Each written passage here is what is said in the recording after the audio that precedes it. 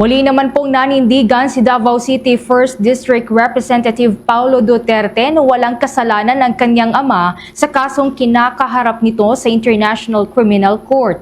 Ang pahayag nga ng kongresista ay naganap matapos gunitain ng ika-100 araw ng pananatili ni dating Pangulong Rodrigo Duterte sa kustodiya ng ICC sa The Hague, Netherlands. Kaugnay pa rin niya ng mga kasong may kinalaman sa crimes against humanity dahil sa kontrobersiya ng war on drugs. Matatandaan, inaresto ang 80 taong gulang na dating Pangulo sa Maynila noong Marso 11 at agad na dinala sa the Netherlands at patuloy pa rin na nananatili sa Scheveningen Prison.